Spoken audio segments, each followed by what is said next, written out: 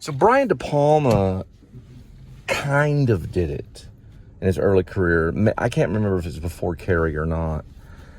But I don't know how involved he was with the actual production. He didn't say, I don't think, I haven't seen it. It's a documentary. But it is about theater, and it's about the reaction of the audience and the show itself. I think it was like a Greek show. I'd have to go back and watch everything on it. You don't get to access everything. It's a Brian De Palma thing, but it would be like normal vlog day, talking occasionally about the play and all, it'd be play this, play that, theater this. All of a sudden, driving up parking lot, putting the car in park, maybe walking, up to the theater, going in, dressing room, cut, Then all of a sudden I'm in makeup, cut, Then all of a sudden, boom, I'm in costume, cut. I'm in the bathroom, saying the lines, cut, And so what it would be is probably when the rehearsal would happen, it'd be probably like late morning till 3 or 4 p.m. At the latest 4 p.m. And I would probably show some of the rehearsal beforehand. Not all of it, very little. Oh, we got something over here. Hang on just a second.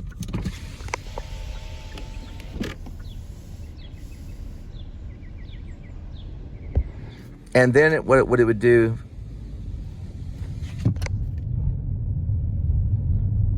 okay.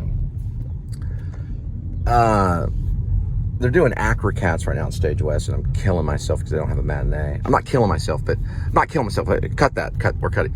But I'm saying I'm upset with myself because I would only be able to do a matinee. So I'll just have to see they'll have to post it on social network or something. They'll have to post it on YouTube, or I'll look at Instagram. I'm gonna look at Instagram in a minute. But I'll regret missing Acrocats because I would just be in tears if I had the money to be able to go in there and to get those cats doing the thing. There's nothing more exciting for me to go see a trained cat.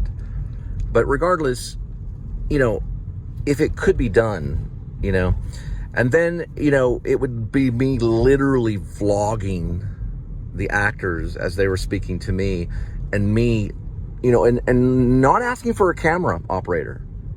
You see what I'm saying? It's a different kind of thing. It'd be this. And so you would see the reality of the play happening through the eyes of the actor holding the iPhone on stage. And the audience would know about it. And now Pacino did this thing one time. I didn't get to see it. I don't know if it was Los Angeles or if it was New York. Probably New York. I don't know if it was traveling, but it was a play. And Pacino was on stage, whatever the character was, I don't know anything about it. Someone's phone went off. Now this made the news and like all the New York columns, and it made a lot of reviews.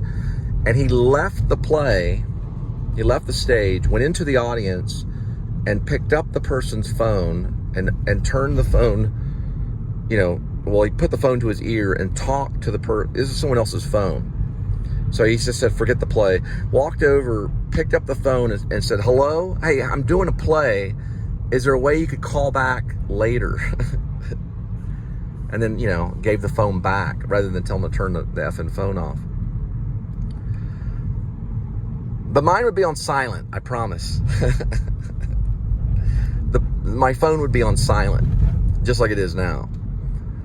But it doesn't mean I don't get messages while things are going on. It just means I ignore them. I don't know. There's the butterfly again. I just think it'd be neat as an experiment. Peterbrook only, I don't even know where Peterbrook is.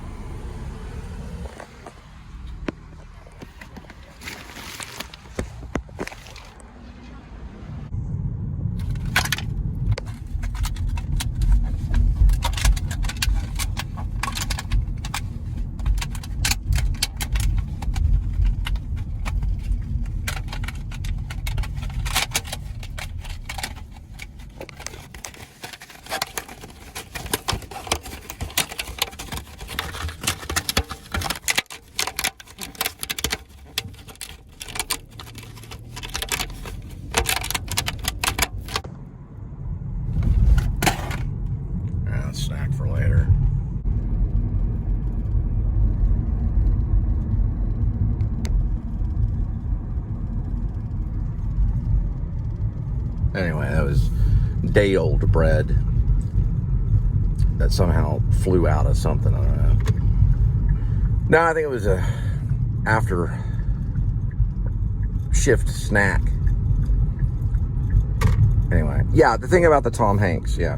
So Jamel's has a thing called Hotel Otto, which I have no idea where it's at or whatever, but it's the advertisements are here. It was called A Man Called Otto for the film. The book was called A Man Called like Ova or something, but it's right there. It says Hotel Otto. And that's Jamel's. So I don't know. But bungalows or something. And then you know, I guess you come in and I don't know. I've only been on the patio. I've been inside. I don't know what the bungalows look like. I don't know. It could be like a date thing for the Trinity River. But don't go swimming in the Trinity River. Okay, good to go. All right, it's an F-18 Hornet. Blue Angels.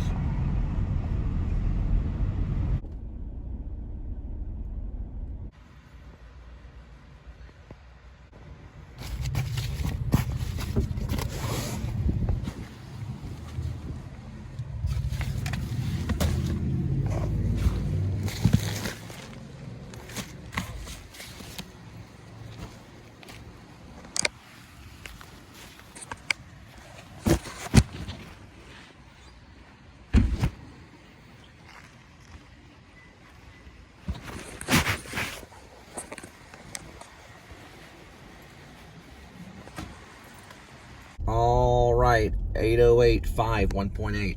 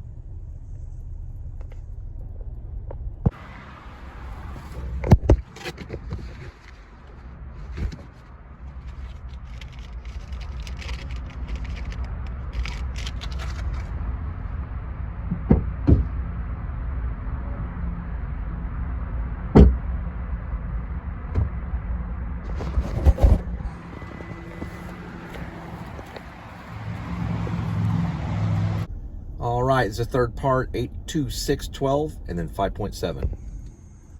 In heaven, everything is fine.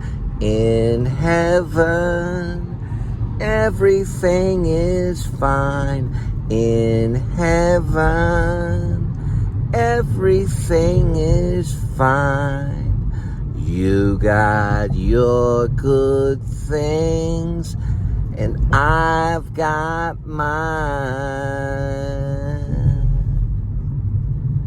In heaven, everything is fine. In heaven, everything is fine. In heaven, everything is fine.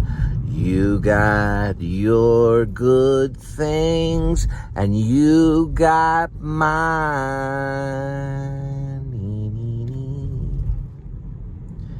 In heaven, everything is fine.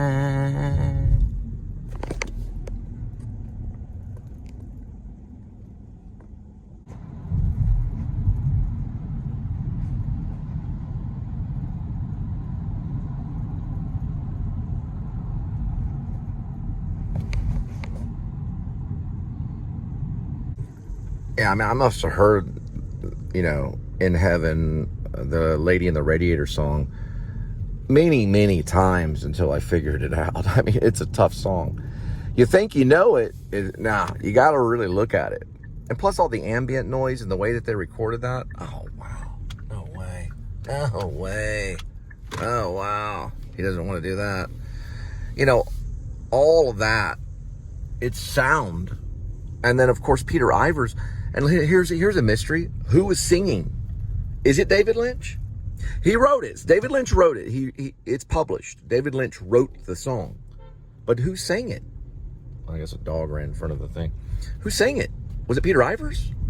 There's also another person's name that's connected to it, but I'd have to go through everything to figure it out, if they're going to try to read my mind or not. So we would go to library, and we would go to artist, and let's see if D gives it to me. Yeah, here it is. I think if I press it, yeah, if I press it, it says it right here. His name's Alan R. Split, which is not, I don't know if that's in the wiki. I think it is in the wiki. But there's the thing on it. David Lynch, it doesn't say in heaven, it just says Eraserhead, but it means this one. It's the third one on the album. So he recorded an album. He is a musician, so he does play guitar. But it's Lady in the Radiator's song. And it's two people on the song. It's David Lynch and Alan R. Split. Peter Ivers is on the Wikipedia page. He was murdered with a hammer. He was bludgeoned to death. Don't know how, it's unknown. So it's an unknown mystery. But I don't know much about Peter Ivers. They say that he started the New Wave movement. So he was behind a few big rock star, like, orchestrating songs. I'll have to look that up later, but they were, I think they were the rock, pop, or soul, or something like that. I'd have to look up some of the stuff, but it's based in some Motown, I think. I have to look at all that stuff in Wikipedia and tell you later. But anyway, Peter Ivers is an important part of it, but it's not mentioned on this particular digital part of the album. Only Alan Split, and of course David Lynch. All I know is David Lynch wrote the lyrics. The person singing sounds like David Lynch in a high-pitched voice. If they're that genius. Because the genius, of course, if David Lynch did sing it, that'd be genius. But if someone imitated him singing, that would be even more genius. And I don't know if that's what Peter Ivers did. But they did use it as part of the soundtrack. It's actually a song. It's not a musical, but it kind of is in a way. There is music called for. Look at this.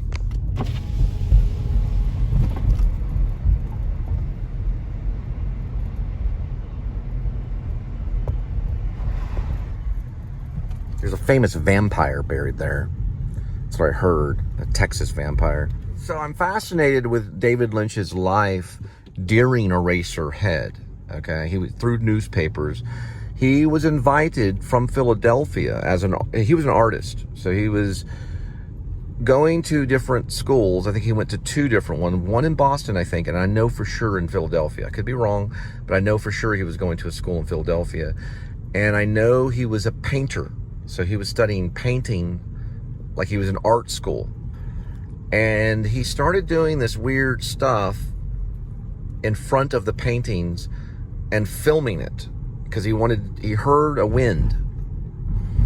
And then he knew the painting needed to move. And so then he started moving his own hand in front of the painting. They have footage of it. I don't know if it's video or film, probably film. And from there, he started to he made this one called like 5 Women Screaming or 5 something Screaming. I have to go and look, sorry. But someone's screaming and there's 5 people screaming, okay? And a siren would go off and it was like animated and he'd play it on a projector. And it was film over and over again at a museum or something of that nature, or something on a wall with the siren going off. So it had the siren. You can still see it on YouTube. They watched that for a while and were like, okay. That developed eventually down the road to the alphabet. I don't know if Grandma was first or the alphabet. I would think Grandma was third, but I don't know for sure. Or the grandmother. The grandmother's genius. Okay. So when AFI, I don't know if they were being like a foundation kind of thing, AFI, if they were starting up. But they certainly hadn't been there that long because film hasn't been around that long. This all happened in the 70s, I think. I want to say maybe. It might have happened in the 70s. I could be wrong, but I think it did. Close to it, okay? Close to it. He finally gets out to California. So he leaves. He didn't like Philadelphia because it scared him. A lot of his inspiration is from Philadelphia. And he left Philadelphia. There's even a play called it's called Philadelphia. It's a kind of a strange play. The play itself is called Philadelphia. We did it many different times in college for acting experience.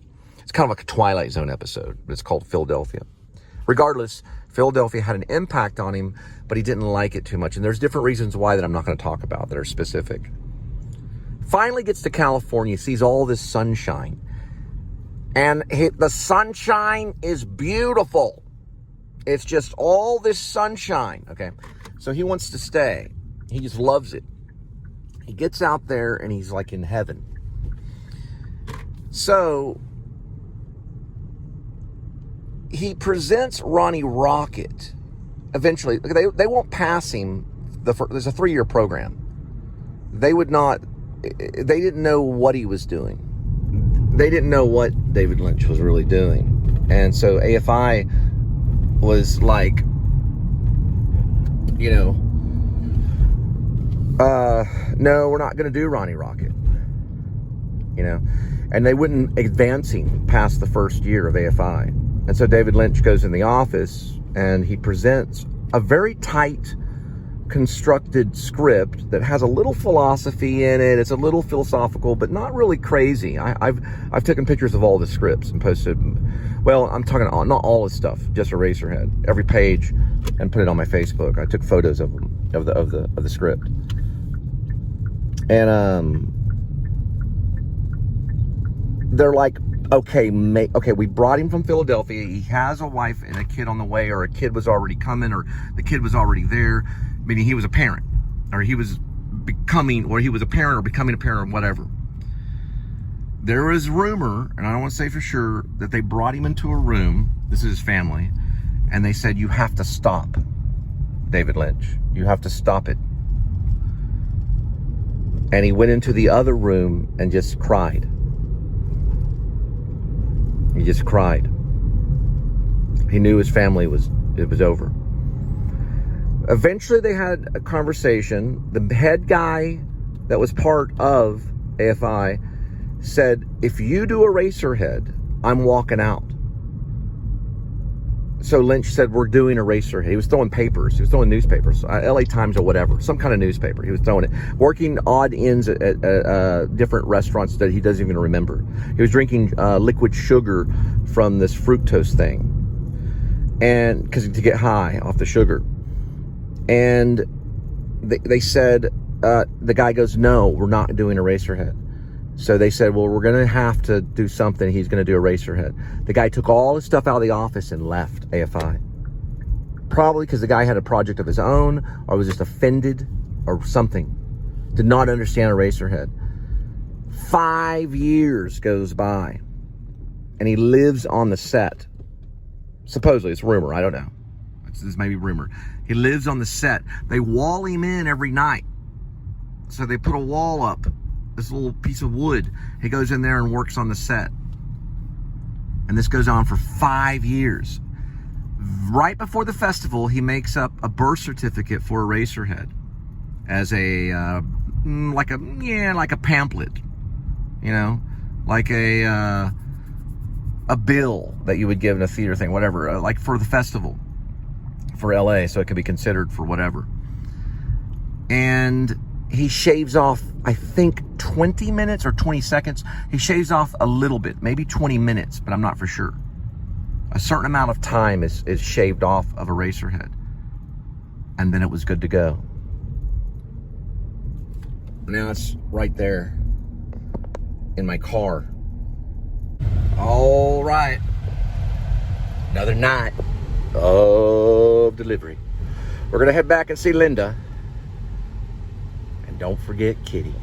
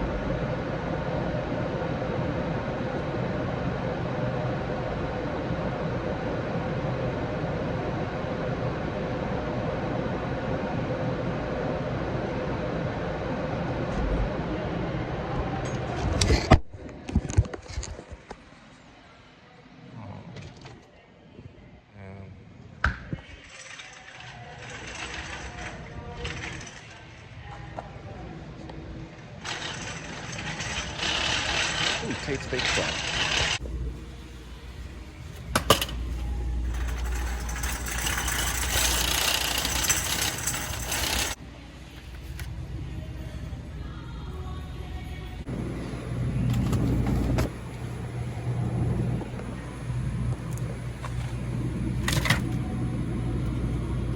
I wonder if it includes dumplings.